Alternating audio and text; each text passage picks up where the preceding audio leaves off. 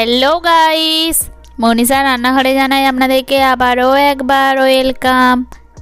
কাল বেশ অনেকটা পরিমাণে আটা মাখিয়েছিলাম, তো কিছুটা পরিমাণে বেঁচে গিয়েছিল, তাই ভাবলাম বেঁচে যাওয়া আটা দিয়ে এক নতুন ধরনের রেসিপি বানিয়ে আপনাদের সঙ্গে শেয়ার করা যাক।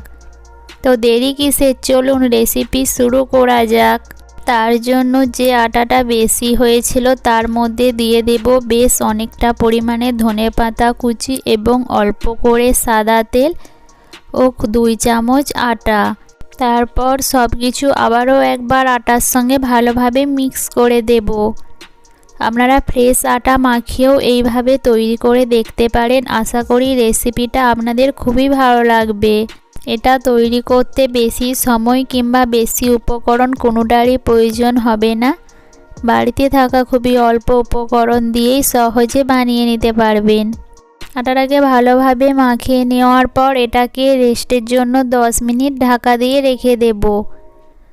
10 মিনিট পর ফিরে এসে আবারও এটাকে হাত দিয়ে আবারও একবার এইভাবে চেপে চেপে নেওয়ার পর এটা থেকে 3টে আকারে ছোট ছোট লেচি কেটে নেব।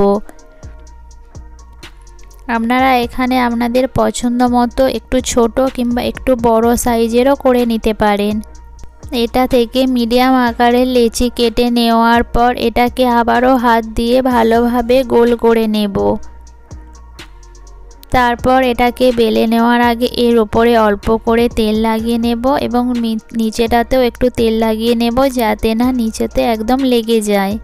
যে সমস্ত ফ্রেন্ডরা এখনও পর্যন্ত আমার চ্যানেলটা সাবস্ক্রাইব করেননি তাদের কাছে অনুরোধ রইল আমার চ্যানেলটা সাবস্ক্রাইব করে নেওয়া আর পাশে থাকা বেল আইকনটা অতি অবশ্যই প্রেস করবেন, কারণ আমি যখনই কোনো নতুন ভিডিও আপলোড করব তার নোটিফিকেশন সবার প্রথমেই আপনাদের কাছে পৌঁছে যাবে। এটাকে বেলে নেওয়ার পর একটা চাকুর সাহায্যে প্রথমে এইভাবে চারিদিকটা আমি কেটে বাদ দিয়ে দেব।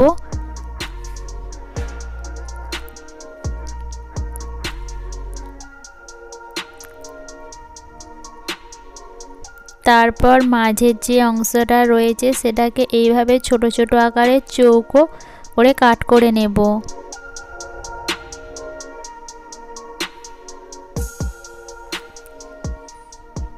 তারপর এইখান থেকে একটা তুলে নিয়ে প্রথমে এই 2 সাইড মুখটা বন্ধ করে দেব। তারপর অপর 2 সাইডও আবারও মুখটা বন্ধ করে দেব। এই রকম ডিজাইনের এখানে আমি একটার পর একটা সমস্তগুলোই তৈরি করে নেব।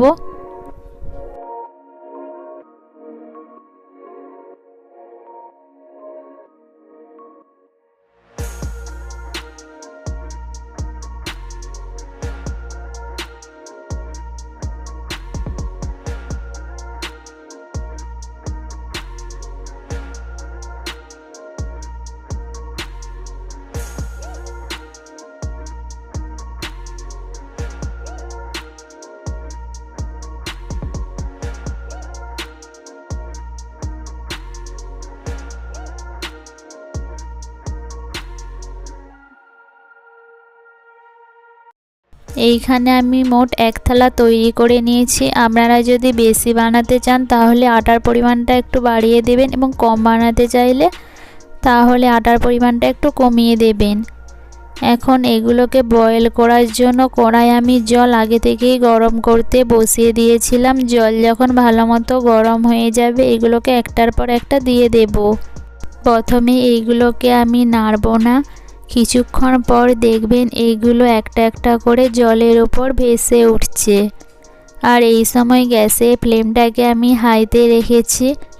7 থেকে 8 মিনিট পর যখন এগুলো সবগুলোই জলের ওপর এই রকম উঠে আসবে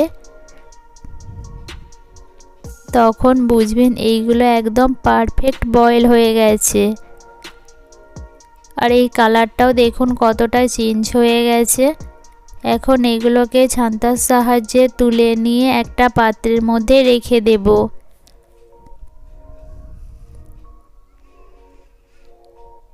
আর এগুলো দেখুন একদম ভেঙে যাচ্ছে না, সবগুলো একদম গোটা গোটা রয়েছে।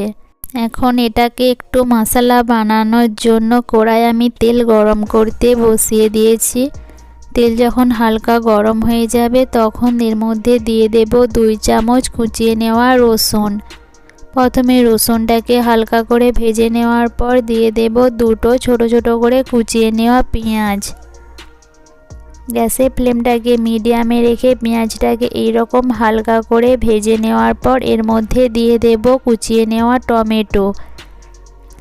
আর টমেটো এবং পেঁয়াজগুলো যাতে তাড়াতাড়ি নরম হয়ে যায় তাই এর মধ্যে দিয়ে দেব স্বাদ মতো লবণ। লবণটা দিয়ে দেওয়ার পর গ্যাসের ফ্লেমটাকে মিডিয়ামে রেখে এটাকে আরও 1 মিনিট ধরে ভালোভাবে মিক্স করতে থাকবো। তারপর এর মধ্যে গুঁড়া মশলার মধ্যে দিয়ে দেব 1 চামচ ধনে গুঁড়া, 1/2 চামচ হলুদ গুঁড়া ও 1 চামচ লঙ্কার গুঁড়া। এখন গ্যাসের ফ্লেমটাকে মিডিয়ামে রেখে মশলাটাকে ভালোভাবে কষিয়ে নেব। মশলা থেকে যখন তেল ছাড়তে শুরু করে দেবে তখন বুঝবেন মশলাটা একদম পারফেক্টভাবে কষানো হয়ে গেছে। মশলাটা পারফেক্টভাবে কষিয়ে নেওয়ার পর আগে থেকে যে আটাটাকে বয়েল করে রেখেছিলাম সেগুলোকে এর মধ্যে দিয়ে এখন ভালোভাবে আবারও একবার মিক্স করে দেব। আর দেখুন এটা এখনই দেখতে কত সুন্দর লাগছে। এটা দেখতে শুধু সুন্দর নয়, এটার টেস্টটাও খুবই সুন্দর তৈরি হয়েছিল। এখন এর মধ্যে খুবই অল্প পরিমাণে জল অ্যাড করে এটাকে আবারও একবার ভালোভাবে মিক্স করে দেব। এটার টেস্টটা অনেকটা পাস্তার মতো তৈরি হয়েছিল। বাজার থেকে বেশি দামে পাস্তা না কিনে এইভাবে বাড়িতে বানিয়েও আপনারা একবার ট্রাই করে দেখতে পারেন। আর তাছাড়াও আটার তৈরি কোনো খাবার আমাদের স্বাস্থ্যের পক্ষে কোনো ক্ষতি করে না। এখন সবশেষে দিয়ে দেব অল্প করে কুচিয়ে নেওয়া ধনেপাতা এবং টমেটো সস। সেগুলোকে ভালোভাবে মিক্স করে নিলে এটা একদম পারফেক্টভাবে তৈরি হয়ে যাবে। গরম গরম এইভাবে বানিয়ে আপনারা বাচ্চাদেরকে দিতে পারেন। আশা করি বাচ্চাদের এই রেসিপিটা খুবই ভালো লাগবে।